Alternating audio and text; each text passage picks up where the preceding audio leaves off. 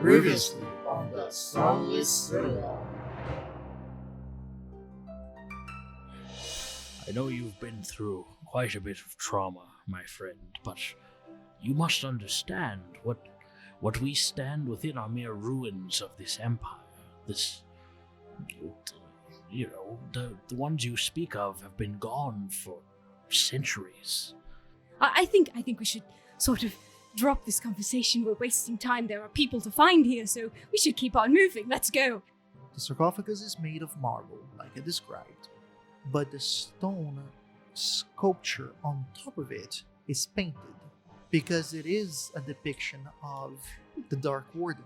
It seems this person was one of the Dark Warden's dragon priests. I don't think that these folks deserve peace. Methuselah, they hurt you. I don't think you're wrong, but at the same time, I don't really live my existence believing that we should take revenge on those that have hurt us. If that were the case, then I don't think I would have been able to, survive. And you guys go back. Tell me more about your wife, if you don't mind. What was her name? How did you meet? Her name was Nera. Do you have anything to remember her by? Like any tokens that she left you? Well, there is this, and he reaches into his pouch. He takes out a little a holy symbol. For the untrained eye, this is easily a religious symbol. You, on the other hand, are a little bit more versed. This symbol is more something that the legends of old would recognize as instruments that the fabled druidic circles would use. Throughout the vastness of the multiverse, there lies a tavern. As you approach its doors, you catch bubbles of laughter that rise and burst into cheers as colorful groups of travelers find comfort in their bonds. As you head inside, the smile of the tavern keeper greets you. They're an otherworldly being with a bluish, corporeal form. They wear attire befitting of an innkeeper, and they have a large, cloudy nebula for hair speckled with stars, which gently sways with their movement.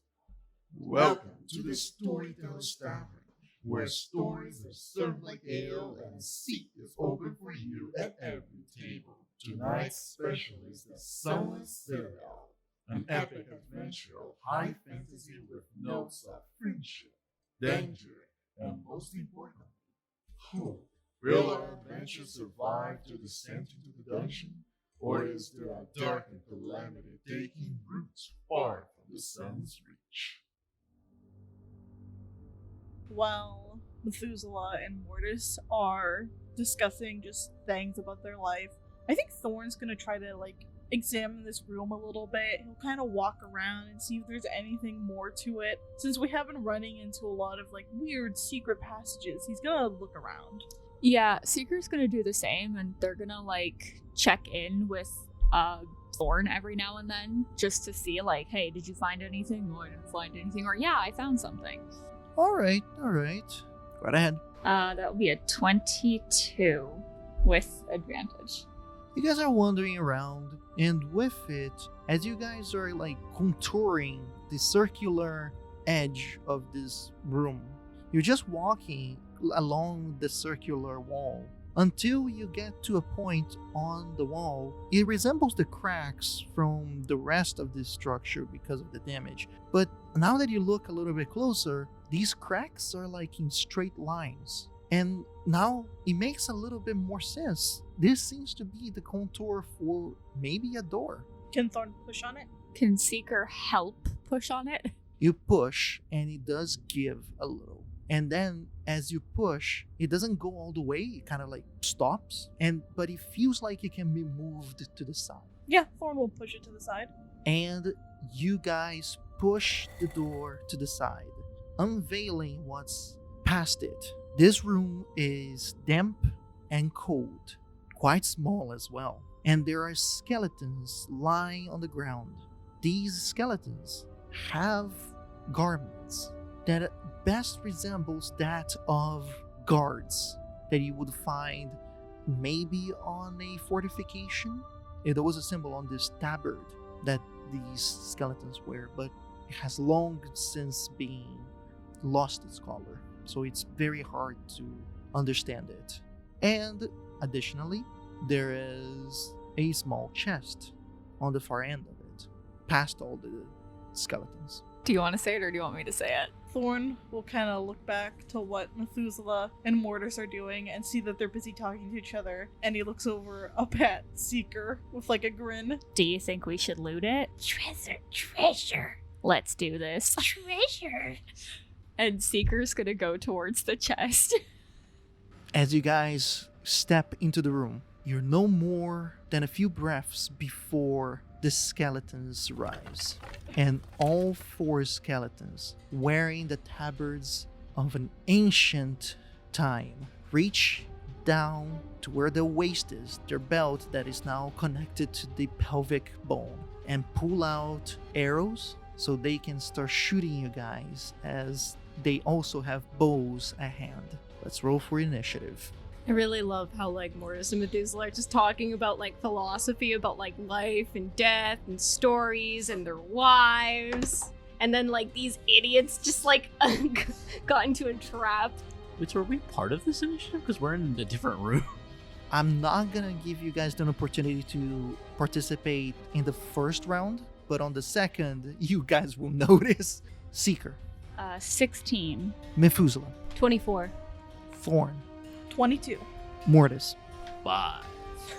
It was going to be Methuselah first, but it is instead the skeleton, because Methuselah right now is just finishing the conversation with Mortis about their significant others. This skeleton draws their arrow onto the bow, and interestingly enough, this arrow has a weird arrowhead. It's circular, and weirdly enough, glistening.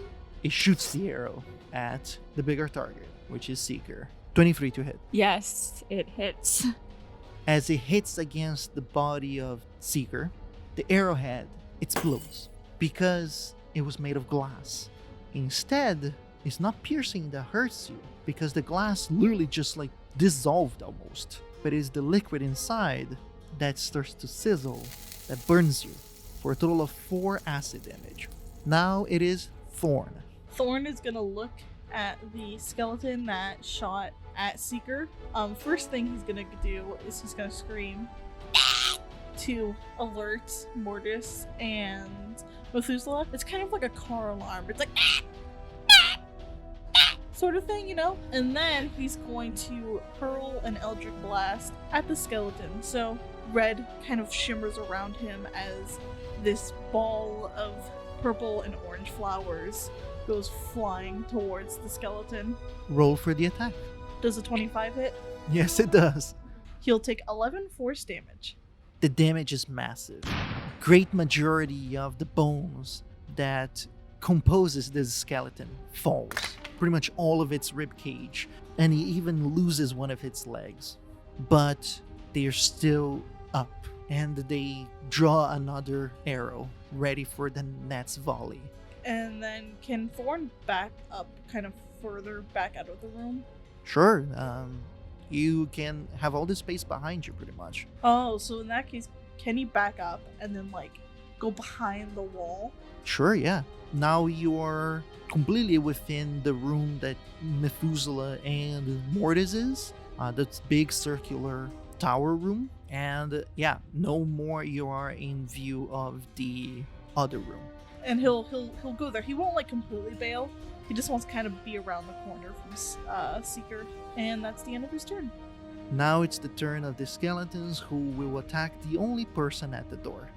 The arrow flies past Seeker, and it hits the wall behind it, far away, and it shatters and sizzles far away from you. Seeker, your turn. So I'm going to use my insightful fighting again. Their charisma is not a lot, but the natural 20 that I Oh got. no! Bro, I fucking got an 18. Seeker is also going to exit the room, and they're just gonna try and push the door closed. Can they do that? You can't do both because the door is within the other wall. It was like a push wall and push to the side kind of thing. So you can either try to pull the wall closed again, or you can back up. I'll try to pull the wall closed again. Do an athletics check. Please tell me you got an @1 so I get Bardic Inspiration back. Yeah! What happens is that you try to pull the door. You're trying to get whatever grip you can get on this wall that is within the stone. But instead, something gets caught on the fluffy paw of yours, and you can't move out of this spot. I'd like to thank all of my allies for giving me back all of my Bardic Inspirations so that once again I am full. It's worse than that. It's actually a 0 because it's a 1 minus 1. At this, they're just gonna go. Next would have been Mortis, but you guys have just realized by the car alarm that is Thorn and the frustrating screech of Seeker to notice that something is wrong. Now it's the turn of the skeletons. It's gonna hit the only person that is visible and stuck. You're so lucky. I got 6 on both dices. This one just flies off into the distance. Now it's the next guy. This one is a total of 15. That is my armor class, so yes, it hits. A total of 7 acid damage hits on the side of Seeker as the arrow hits through and shatters its crystal head against your body. Top of the round, Methuselah, now you are engaged in combat because of the shit show that just happened besides you. So I hear Thorn. I look over and I see Thorn coming out of the room. And I'm gonna just call over and be like, oh, what's going on? Thorn is gonna just point at the skeletons, and you also see Seeker there with just acid dissolving their poor fur. Can I see the skeletons or no? On near angle, unless you get closer, you cannot see them. You just see Seeker screeching, stuck at a wall, inside of a door that you have not seen there before. Alright, so I want to get closer so I can see the skeletons, maybe go on in the middle of the door frame, but not right up against it. You walk 15 feet to your side, and now you are able to see in full display Seeker with their hand stuck within the wall, and the at least 2 skeletons with garments, tabards that you recognize, because those were the garments of the soldiers of the Keep of the Dragon Dark Warden long ago. But those are just skeletons. I will go up to Seeker, seeing that Seeker is in need, and try to pull them free. Seeker, you're no longer restrained. That'll be it for my turn. Alright, now it is the turn of the one skeleton that got pretty much decimated by the Eldritch Blast of Thorn. They have 2 targets now. The skeleton's gonna shoot Seeker, but at least it's not in advantage anymore. 9. So he flies past you and hits the wall in the distance. Thorn, your turn. Is there any room for Thorn to sort of squeeze in there to attack a skeleton? Unfortunately, pretty much the whole passage is blocked now with Methuselah and Seeker. I would allow you to quickly poke in and try to do something, either cast a spell or throw something inside, but whatever attack you're gonna do will be with disadvantage. I think in that case, he'd just peek his head in and very quickly whip a vicious mockery at the skeleton that he damaged before, where the mockery he whips at it is You've really let yourself go over these past few years. and then the good old violet glow happens around the skeleton as the little pixies appear around him and start insulting how dusty he's let his bones get. 10 to pass. He fails, so he'll take 2 psychic damage. That is exactly how much health he had. I just imagine that the skeleton, his arms, deflate, and he just has this very defeated look, and then he just, crumbles. He just falls to the ground dead. Or just you dusty shit, he just explodes. And then Thorn is gonna, hop back out of the room. Next is another skeleton that will get to choose between the two targets. It's gonna be Methuselah. Dirty 20 to hit. Yep. A total of 4 acid damage impacts you and it starts to sizzle against your skin and clothing. Now it is Seeker's turn. Seeker is once again gonna try insightful fighting against the one that just shot Methuselah. That's gonna be a 7. It fails. The deception check? Yeah. Seeker is going to take their rapier and go and try and thwack that one. Oh, and it's with their sneak attack. Does a 9 hit it? Unfortunately not. He goes and you thrust with the blade of your rapier into the tabard, but it didn't hit any of the bones and underneath the tabard. It just woo. You know what? Then they're just gonna stay where they are. Mortis, your turn. How close can I get to the action? You can reach the fight with 15 movement. Can I get the Seeker? With 20 feet, you can Oh, reach. okay, then yeah, I'll switch places with the Seeker then. Now you are at the door frame. There is one skeleton that is closest to you, to your right. There's one right in front of you, but he is 5 feet away from you, so you kind of need to step a little bit closer inside to be able to engage with that one. And then there's another one diagonally, and that one is also 5 feet away. So the first one you mentioned, was that close enough for me to whack with my sword? Oh yeah. Okay, so yeah, I assume as he was walking over to the door, he pulled out his greatsword. He didn't even have full context as to what was going on. He just kind of assumed. But obviously, yeah, that was his bonus action to pull out the sword. And then, yeah, once he switches places with Seeker, he's gonna make a slash at the closest skeleton. Roll for an attack. 18 to hit. That's a hit. Roll for the damage. That is 11 damage total. The damage is massive. Great majority, if not the entire lower part of the enemy, is obliterated. But the enemy still lifts himself up with no legs. And he angles himself against the wall to continue shooting at you. Now it is the one that you just hit. This skeleton is just gonna shoot at you. 18 to hit. It's 1 over my AC. A total of 8 acid damage as it connects with your shell and starts to sizzle it. Next, the skeleton. It's going to... Actually, it gets to choose between Methuselah or Mortis. Odds or evens? Evens. Evens, so it's gonna hit you. 14 to hit. No. And with that, it tries to shoot at you, but you lean a little bit to the side and the arrow just flies by. Top of the round. Methuselah. So I'm gonna do Vicious Mockery at the one that just tried to hit Mortis. And on Yorick, I'm gonna play a wah wah as it failed to hit. Making fun of this skeleton's terrible archery skills. 17. That passes. Methuselah's gonna use their movement to go behind the wall. Ballad, you're safe out of danger now. Thorn. Thorn is probably gonna go in the spot where Methuselah was, just so that he's in the room and he can see the skeletons. He's gonna turn his head towards the skeleton on the ground, very menacingly, and he's gonna do good old faithful and whip an Eldritch Blast at it. Does a 25 hit? Yes, it does hit. 11 force damage. And with that, there is a mini explosion and bones starts to rain. Bunch of flowers go poof all over the place and they smell very nice. And Thorn does a little ditty and he does a little jig. And then he realizes that there's still skeletons alive. So he very quickly jumps out of the room back to where he was. And then he gives Seeker and Methuselah a thumbs up. And that is what he will do. Now it's another skeleton. The one that is across from the room goes for a shot at Mortis.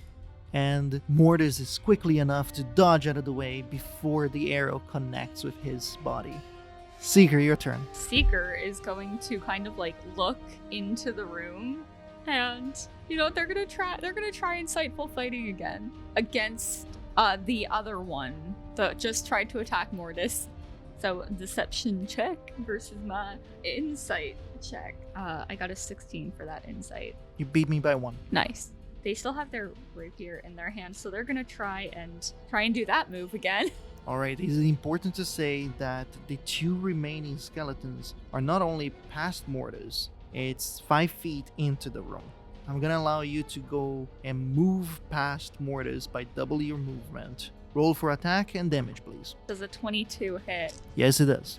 That's gonna do 12 piercing damage.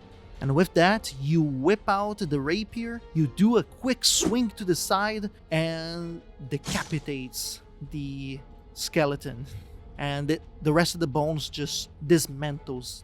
And then I'm going to reverse my movement because I still have enough to do that.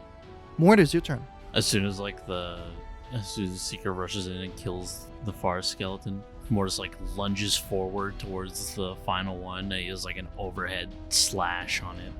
Go ahead. That definitely hits. That is a 24. It does hit. Roll for the damage. I got 13 damage. I was gonna smite, but I wanted it because I wanted it to be extra. But you know what? I mean, it is an undead. It goes against the teachings of This is Shia, what actually. I was thinking. If you want to go first, You know yeah. what? It's very suboptimal, but I'll do it for the plays. Let's see how much I overkill this thing. So that's 21 damage. You have a great sword. This place is not that big. You were being careful when attacking the other ones, but this one, you put the anger of She behind it. You raise your blade in an overarching downward slash, and with it, the light illuminates the blade, completely lighting up the room, and the swift wings of the moth She appears to embellish your blade, and as you do your swing, it's not only the flakes of the goddess's wings that trails your swing. No, it's also the destruction of the roof of the room that you were able to cut in a good 2 inches in. And as you cut in this whole room's roof, you connect with the skeleton, and he not only explodes, but bones pulverize, and a small crater is created in the spot where this skeleton once stood. As he's doing the swing too, Mortis is gonna with all sort of fury he has, he's just return to ash, you undead filth.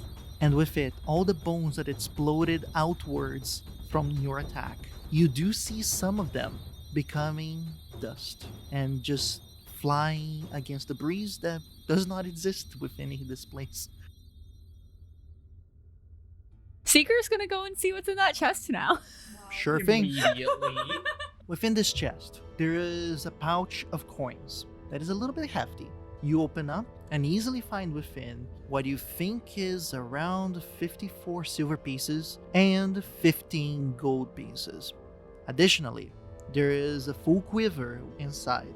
This quiver has 10 arrows that resembles a lot the arrows of the skeleton guards. They are called acid arrowheads. And there is one arrow. This arrow is no different than any arrow that you have seen before, except for the fact that against the light of the torch, it seems to glisten a little bit too much, almost as if it reflected light too easily. Can we do a check to see what that is? Do an Arcana check. Seeker rolled a 4. Thorn rolled a 10. Methuselah rolled a 14. Unfortunately for Thorn and Seeker, it just seems like the light it's the reflection of the light, so what? For Methuselah though, they understand that magical items tend to react to light differently. And this arrow seems to have some sort of magical property, for it is reacting to the light. Is there anything else in the chest? No, that's it. Thorn is gonna look at Mortis and be like, "We found a hidden door, and there were skeletons inside." Mortis is just gonna slowly sheath his greatsword. Listen, I'm glad that it all worked out, but next time the two of you shouldn't rush away so recklessly. You could have been hurt or killed. Thorn walks over to Mortis and offers him a random bone shard he found. Mortis stares down. He takes it and he sort of tucks it into his cloak. Thorn climbs into Mortis's shell. He's gonna glance over at Seeker. Are you all right? You took quite a few hits. Oh, I'll be okay, don't worry. Is there anything I can do? I can try my hand at healing you. I think we'll be okay. For now. I want to finish up in this room, and then we'll talk about healing. As you wish. Can we loot the other skeletons in the meanwhile? Yes, you can.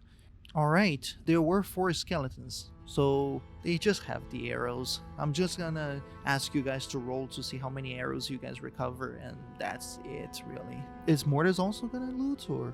I guess, yeah. If Thorn's not going to, he'll like gingerly start. Seeker will loot too. Would please Luai and Kat roll as D6. Ash will roll 2 D6s. I got a 6. Exactly how many arrows you guys get? I got 4. Mortis is gonna kind of like lean back into his, like turn his head towards his shell slightly. Are these arrows of any use to you? Yes, Thorn has a bow. Very well, I will keep them for you then. Thorn will reach his little grubby hand out to take them. He'll gingerly give them over. He's like, just be careful back there. There's nothing protecting my bare flesh inside the shell. Yeah, Thorn will take them and put them in his quiver. You guys also find 1 arrow that glistens against the light in each of the quivers. I'm just giving all my arrows to Thorn because I don't have any use for them. Guys, so I figured out the gold and the silver in here, and so I was thinking that because y'all really helped me out, it doesn't evenly divide, really. So there's 3 extra gold pieces after dividing it equally, and 2 extra silver. I was thinking that each of you could take an extra gold piece, and I could take the 2 silver. Does that seem fair? I would say that seems fair. Alright, so everyone, y'all are gonna get 4 gold pieces and 13 silver pieces. I'm gonna get 3 gold and 15 silver, okay? Sounds agreeable to me. Alright, I just wanted to make sure that everyone else thought it was fair before I handed off your piles, and then Seeker's just gonna give everyone their gold. Mortis, you're okay to hold on to Thorns, right? Because he seems to be back in your shell. Yes, of course. Well, I think that, Seeker, you took quite a beating. Perhaps you should either take a rest or have Mortis sort of heal you, and if there's anyone else who requires some sort of healing. Well, before we were interrupted, I was actually about to start working on an antidote for whatever ailment is afflicting Seeker and Thorn, so perhaps I could get started on that. Oh, I do have the rats right here. I was thinking I could give you either 1 or 2 to work on the antidote. What do you think? Whatever is preferable to you. I have a bit of, not much, but I have a bit of experience with these things, so I'll certainly do my best.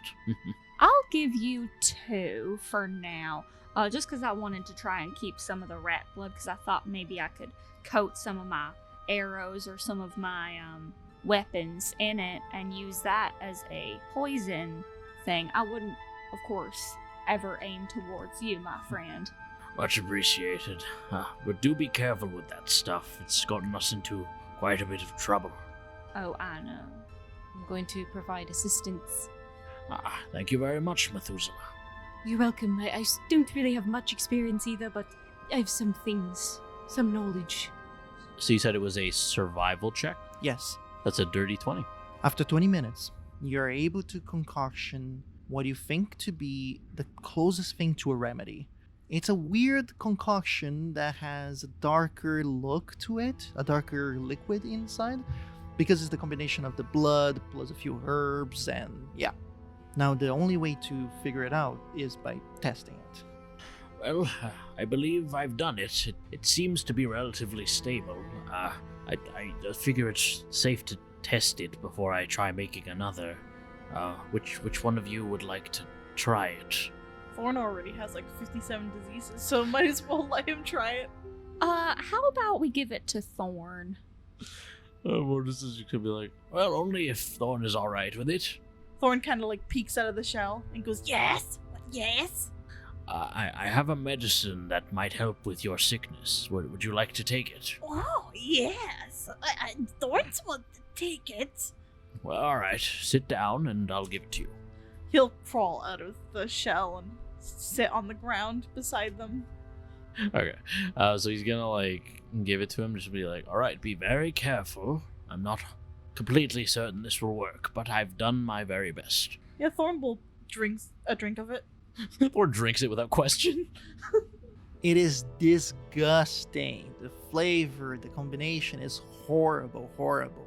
But after, 20 to 30 seconds of you like completely hating everything and everyone, you start to notice that you're not breathing so heavily anymore. You actually feel okay. And there's gonna take a few moments for you to get the taste out of your mouth and for the sweating to like stop. But overall, you actually start feeling good. Thorn takes it and like he drinks it and he kind of waits for a few seconds and then goes, "Blah!" And he looks like he's dying for like a few moments there, and then he's like fine. Like he starts to visibly look better, but he's also fussing because it tasted really bad. See, Mortis is like in dad mode because he doesn't know if it even worked. So he's just like, oh dear, oh god, I've killed him. Are you all right? Are you okay? Thorn just feels less sweaty. It tasted terrible. Yes. Like licking a rock that has been stuck to the butt of an oxen. Well, some medicines are like that, I suppose. Thorn is never taking medicine again. We'll discuss that another time. Well, taste aside, it seems to have been a grand success. Would you like to try it, Seeker? Oh, absolutely. Thank you. All right, let's see if I can whip up another one. Now you just need to do another use of the healer's kit, another rat, and you will do the check, but the DC now is going to be substantially easier because this first time it could have happened a lot of things, but now that you got it, it should be fairly easy for you to do it again. And I'll help you again. So I got a 21. You're easily able to make another remedy of this rat disease. Just for the folks at home, the other die, I rolled an 18 plus 3, but the other die was a natural 1. So, Darn, I could have got Bardic Inspiration back that I did not use. at the cost of Seeker probably dying. And unfortunately, the one was the die that I loaned to him. So Seeker's just gonna kind of drink it. They know from experience what parental figures can do when you don't take your medication, because running around, Seeker's gotten into some mischief, and whenever they had to take medication, not only would their parents make sure that they took it, but the clerics at Cat Castle would also make sure that they took it, and nobody was very nice when it came to that. Dealing with a little tabaxi who got themselves into trouble refusing to take their medication, so they're just gonna down it. They've definitely tasted worse. They're like, it's better than when I ate that rat. It still tastes disgusting. Not even mud water would taste better than this. And I mean dirty mud water would taste better than this. I like to picture like Mortis is like kneeled down next to Seeker. He has like a water skin. He's like, yeah, here you go. This should help wash it down. Seeker's gonna happily take some water. It helps. Thank you, Mortis. That really meant a lot. Well, I'm not much of a healer compared to Nera, but I do my best. I think you did splendid. Yeah, I think after taking the drink of the antidote, Thorn just kind of sits down and starts to relax. I think he sits like near Methuselah. I'll play a song that's really resting, so you get the song of rest. As we're doing a short rest, Thorn wants to look over to Methuselah and kind of just watch him. Elfses, Oh, yes, what is it, Thorn? you've become lost to time like Thorn says. I don't really know what you mean by that. Well, Thorn fell down to stone skies into a place with many colors, and said now Thorn does not know exactly what goes on, like the elfses. I suppose that is somewhat similar, yes. You've been alive for a long time?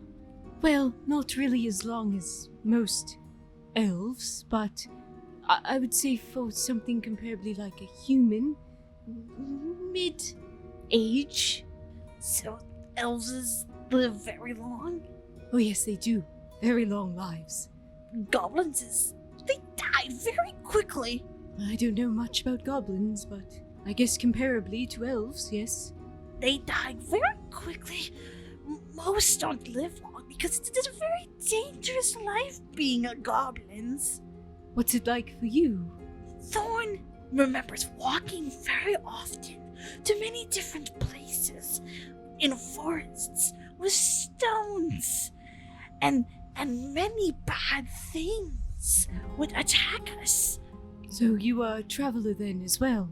Methuselah asks this question, but in the back of Thorn's mind, he hears not only the question of Methuselah, but he hears yelling and shouting of angry mob as you and your father had to chase yourselves out of the danger before the worst happened. And that distracts you for a moment before you notice that Methuselah asked you a question. Thorn kind of like goes blank for a second. Not like he's thinking, but like he's distracted. And then he blinks and he kind of just like shakes his head and goes, Oh, terrible things happen to goblins. Oh no, what sort of things? Horrible things. Terrible, unthinkable things happen. Is it people who are unkind to you on the road? Oh, terrible things happen. Thorn just always wishes he was never born a goblin. Oh no, you're wonderful, Thorn. No, goblins, they're horrible. They're the worst thing. Why would you say that? The goblins, they're terrible. We're like monsters. And never can we stop in one place and call home. Always moving around or having to take. We can never settle. And when we do settle, and he shakes his head. What sort of things happen if you settle? He kind of pauses again for a second, and then he seems like very distressed. Instead of answering, Thorn like very quickly like takes his pack off and kind of just like throws it to the ground very roughly, and he starts like very like quickly rummaging through it, and then from it he pulls out what looks like a apple, but it's blue, and he just kind of starts like pacing while like holding it and like almost like muttering to it. What is that, Thorn? it's nothing for the eyes of the elves. What is it to somebody who does not have eyes of an elf? Well, it is something very, very important. You would not understand unless you have the eyes of Thorn. What does someone with the eyes of Thorn think this is? It's very important. I must never let anything bad happen to it. Not ever. Because if anything bad happens to it, then Thorn would not be able to live. Where did Thorn get such a strange-looking fruit? From the place of many colors, where we fell down the stone skies and landed in a place that was like a maze of roots and trees with eyes and mouths that would scoop you up if you were not fast enough to get away from them. So you took it from this maze. Did it belong to somebody?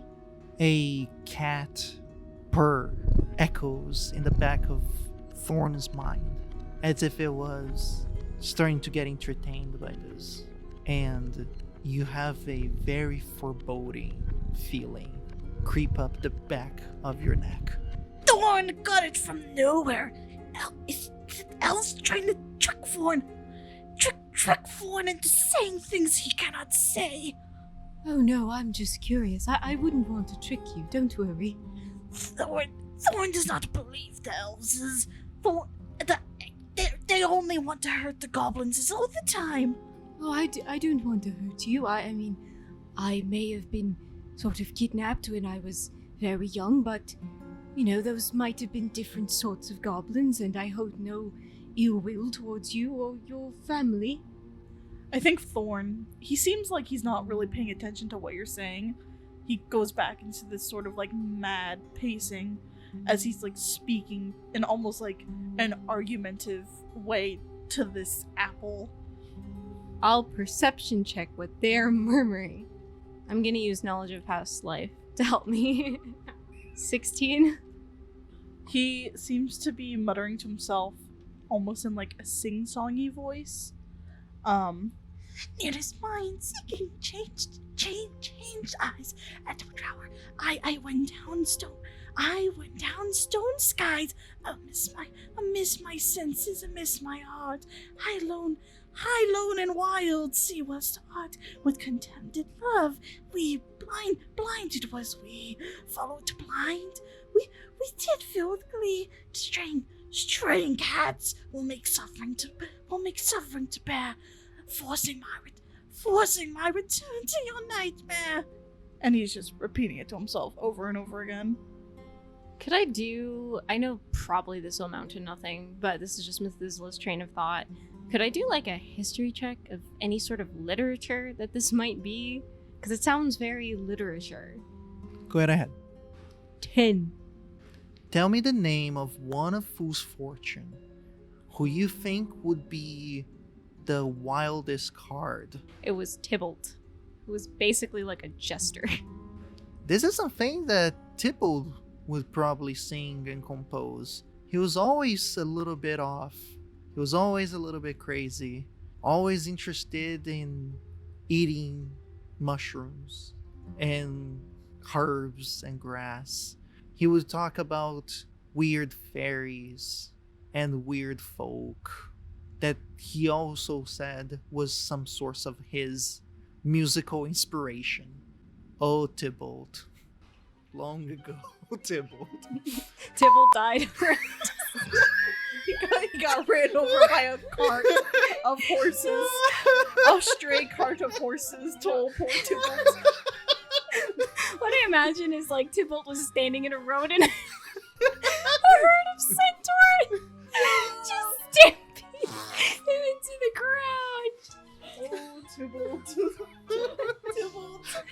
How you remember Tybalt? This is canon now. Sometimes I can still hear his voice. This is canon now. Tybalt died in a fucking vehicle accident. With centaurs as well. There was a wagon that came by and it was like going, it like lost its fucking driver and it was going down this massive hill and ran him over. And then a herd of centaurs just like stomped him into the ground. He could have been alright if it were for just the wagon, but then the centaurs really did it. The centaurs are trying to catch the wagon. They didn't see. Literally, actually, yeah, let's just say that. He was so small. And he probably was enjoying the activity of the mushrooms. It's alright. I love TST when it's world building. It's alright, no one liked Tybalt anyway. He was kind of a prude. Yeah. Sweet Tybalt. Tybalt. Sweet prince, may he rest in peace. Crushed. May flights of angels just guide him home. A freaking American flag comes up. Good night, sweet prince. Leave this in cat. You have to edit an American flag. We need to commission a picture of Tybalt. The image of Tybalt. An angelical visage of a halfling with his spine, his spine is just as twisted as an accordion. Did you notice that we tried to come back and we go?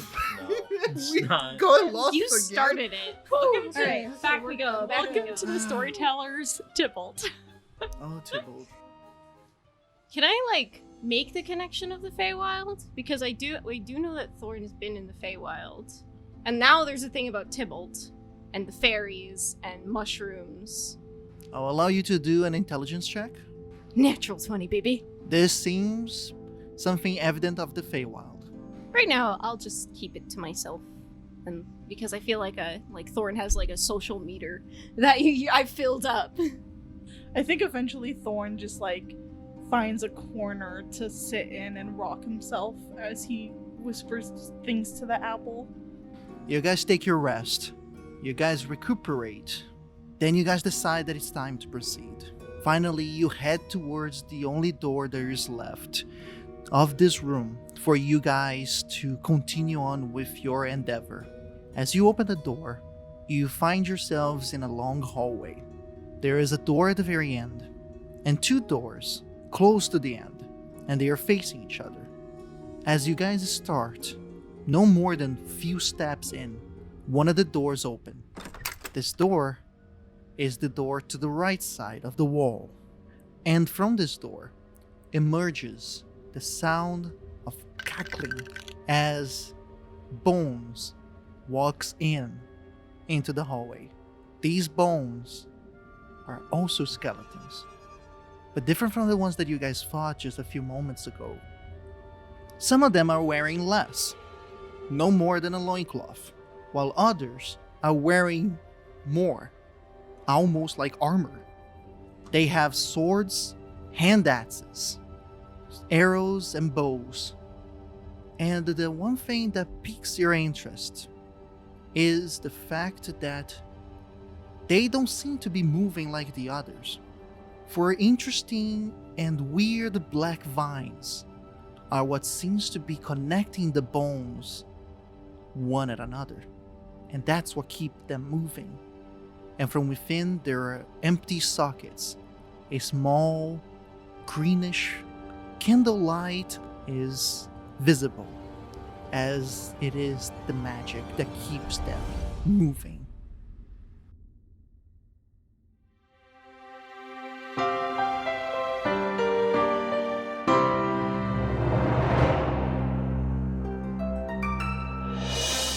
You've reached the end of this episode of the Sunless Citadel. Thank you so much for listening. Subscribe to us on whatever app you use to listen to podcasts, and be sure to catch the next installment of the Sunless Citadel every Thursday at 12 p.m. EST. If you like the show, please consider leaving a review. It's a small way to show your support that goes a long way. To connect with us, follow our social media accounts, and if you'd like to support us, you can head over to our Patreon to join the conversation, view sneak peeks of our next project, and discover our fantastic bonus content. Our intro score was created by Patrick Corton from Off the Beaten Path musical. The Sunless Citadel can be found in the Tales from the Yawning Portal by Wizards of the Coast. The world of Nosso Mondus was created by Pedro Stockler. Thanks again for listening from all of us at the Storyteller's Tavern.